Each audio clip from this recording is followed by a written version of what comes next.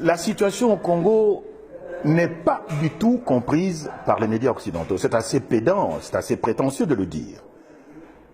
Mon pays, vu de l'Europe, donne une toute autre image. En fait, l'Europe agit comme un miroir, ce qu'on appelle l'effet miroir.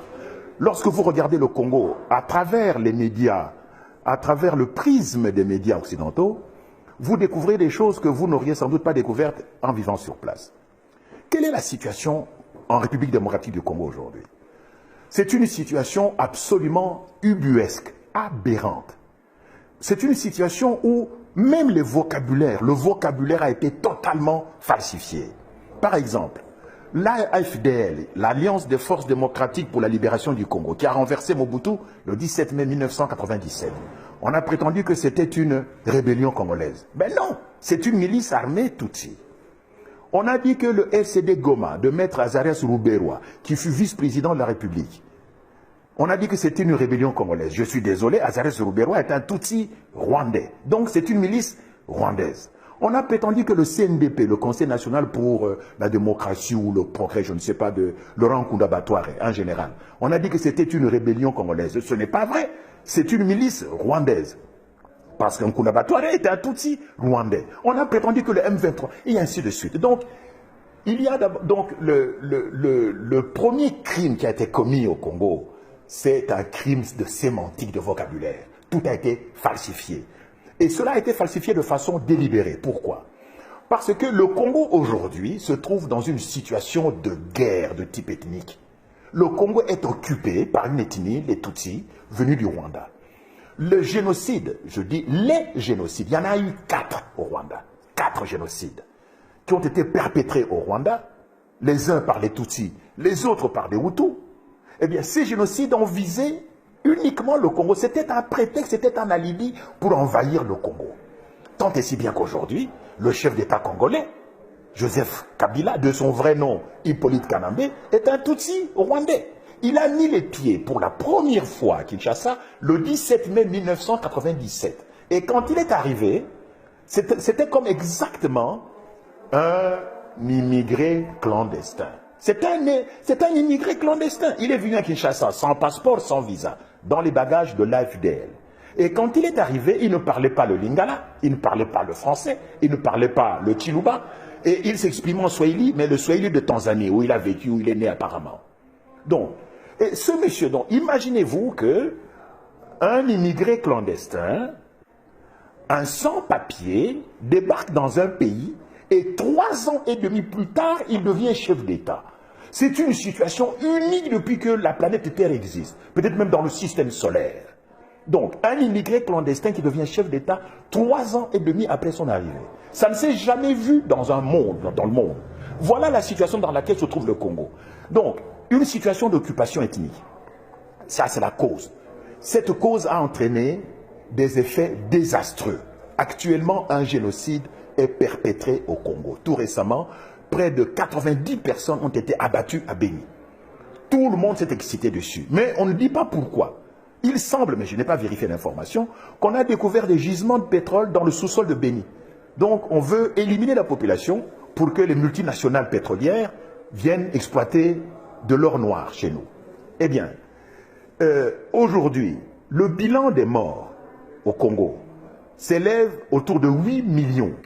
C'est donc, depuis la fin de la Deuxième Guerre mondiale, le conflit armé le plus long et le plus sanglant. Le plus sanglant parce que ça fait quand même, il y a 8 millions de morts. Le plus long parce que cette guerre a commencé en septembre 1976. Et elle se poursuit encore, hic et nunc, ici et maintenant, en 2014, au mois de novembre 2014.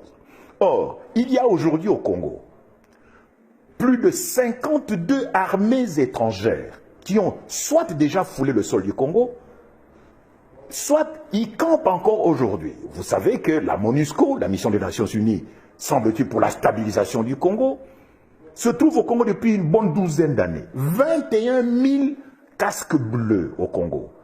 Et la région la plus militarisée, là où la MONUSCO est la plus active, c'est justement la région du Nord Kivu, où s'est perpétré le massacre de Béni. Alors je me pose la question, que fait la MONUSCO? Contre qui se bat-elle? Ne me dites pas que la MONUSCO qui a des drones, qui a des chars d'assaut, des hélicoptères de combat, va se battre contre des minables petites milices Tutsis qui ne comptent même pas 5000 personnes, alors que la MONUSCO compte à peu près 21 000 personnes, n'est-ce pas?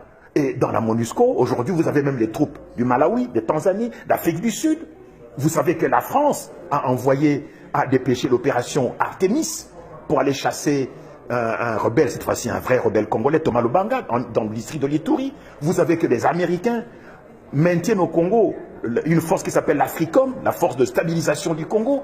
Vous savez que les Angolais, les Namibiens, les Zimbabwéens, les Tchadiens sont présents au Congo, où ils ont été en tout 52 troupes étrangères qui ont marché au Congo, qui ont campé au Congo.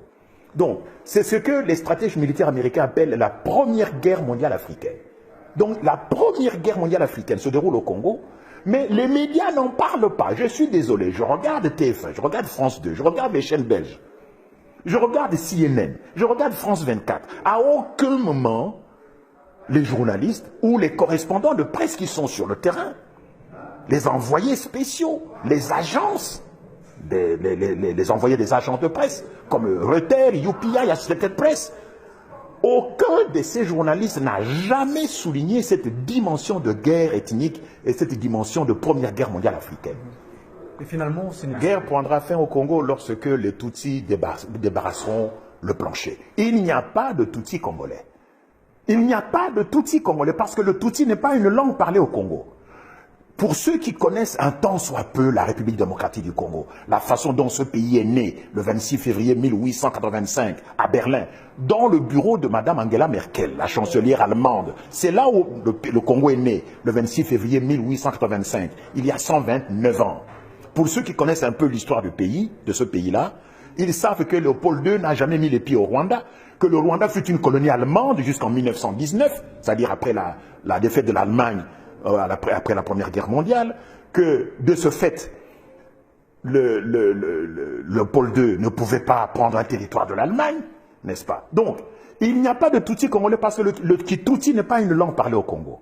Tous les Congolais d'origine appartiennent à des ethnies dont la langue est la même que le nom que porte l'ethnie. Par exemple, moi, je suis Yansi.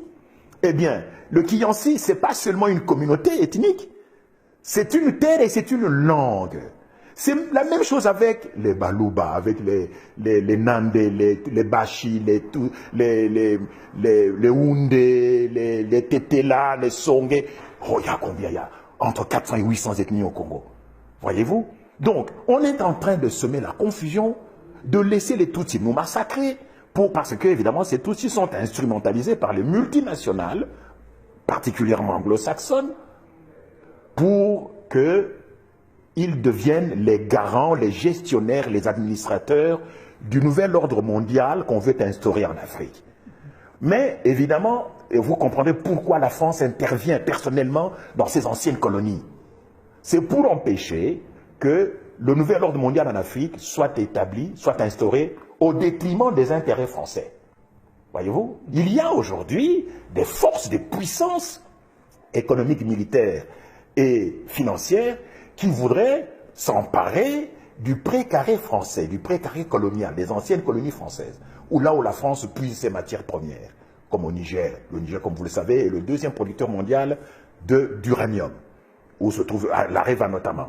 Donc, on veut instaurer, les multinationales veulent instaurer un nouvel ordre mondial en Afrique. Et pour cela, elles veulent détruire les anciens États hérités de la colonisation et donc contester les anciennes frontières. C'est ça qui se passe au Congo.